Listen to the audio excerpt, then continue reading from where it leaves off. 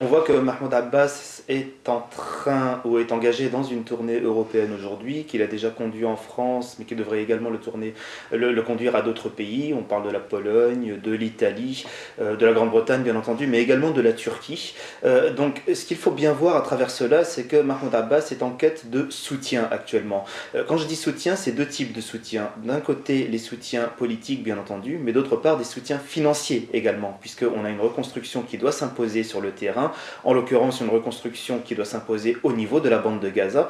Et je crois que l'un des points sur lesquels Mahmoud Abbas veut insister en tant que représentant et en tant que président de l'autorité palestinienne, c'est sur le fait que finalement, si de l'argent venait à être débloqué et à aboutir au niveau de la bande de Gaza, ce serait grâce à ses propres efforts et aux efforts du Fatah et non pas grâce aux efforts du Hamas.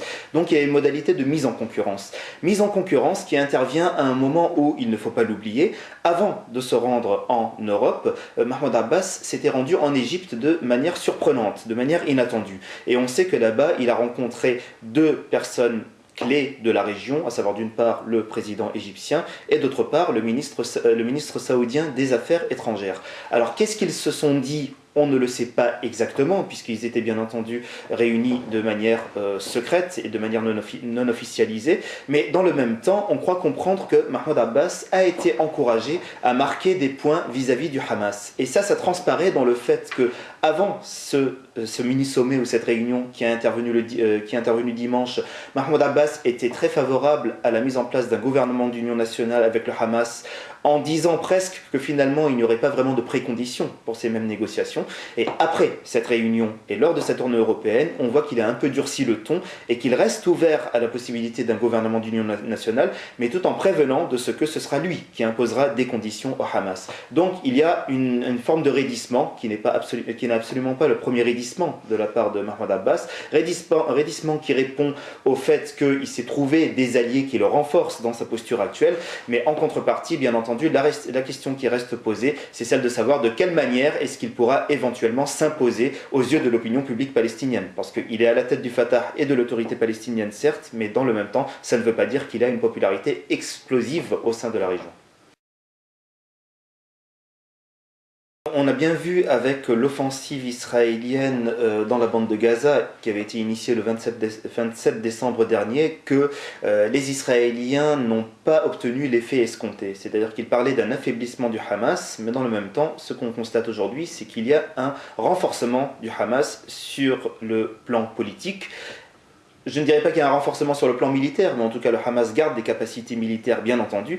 Mais le plus important dans tout cela, c'est qu'on voit qu'on a des évolutions de la part d'États clés sur la scène internationale concernant le Hamas. Quand je dis États clés, je pense notamment à la France, qui pour sa part fait des impulsions en faveur d'une intégration du Hamas dans le jeu politique et dans un jeu de négociation à venir. Je pense également, même si ce n'est pas évident, aux États-Unis, qui, quelle que soit leur position officielle, ont compris qu'on ne peut pas faire fi du Hamas et on ne peut pas l'isoler. La seule question, c'est de savoir de quelle manière est-ce que des États tels que les États membres ou les acteurs membres du Quartet, donc de cette fameuse instance internationale responsable du suivi du dossier israélo-palestinien, pourront éventuellement consacrer le Hamas comme tel. Pour l'instant, il y a un grand tabou sur cette question, mais le consensus général, c'est que le Hamas finalement compte et que, étant donné qu'il compte, il faut prendre ses revendications en compte. Donc, à mon sens, on ne verra pas forcément une mise en avant du Hamas et une intégration directe et officialisée du Hamas dans le jeu politique ou dans un jeu de négociation, mais ce qui risque d'être le cas, c'est tout simplement la mise en place de médiations indirectes qui prennent en compte la requête du Hamas et qui puissent être proposées aux Israéliens, de manière à ce que le Hamas puisse trouver une certaine satisfaction sans pour autant avoir le sentiment lui-même d'être mis de côté et donc sans pour autant avoir des conditions pour opter pour une nouvelle radicalisation. Ce qu'on voit sur la scène politique israélienne, c'est que les choses sont gelées, en ce sens que les principaux prétendants aux élections législatives du 10 février ne peuvent pas vraiment faire de déclarations révolutionnaires ou bouleversantes pour ce qui concerne l'avenir des perspectives israélo-palestiniennes, puisqu'il y a un électorat et qu'elles veulent s'imposer au niveau de ce même électorat israélien.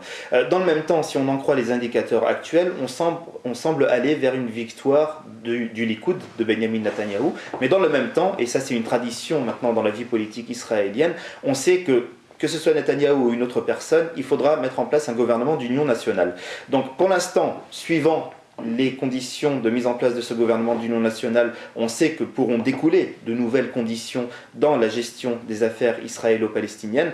Dans le même temps, je crois qu'il ne faut vraiment pas s'attendre à ce que l'un ou l'autre des candidats puisse changer radicalement d'attitude vis-à-vis des Palestiniens. Donc à mon avis, les Israéliens, au-delà du 10 février prochain, resteront attachés à la consécration de leurs propres intérêts et de leur propre stratégie vis-à-vis des territoires palestiniens. En l'occurrence, je doute qu'ils mettent arrêt à la colonisation des territoires palestiniens et je doute même qu'ils soient prêts à négocier concrètement l'avenir d'un État palestinien. Mais le déterminant effectif, ça va être les États-Unis. On sait que les États-Unis attendent pour l'instant les élections législatives du 10 février. Après ces élections, soit ils feront des pressions suffisantes pour que les Israéliens acceptent de négocier quelque chose de concret, soit au contraire, on pourra avoir un pourrissement de la situation.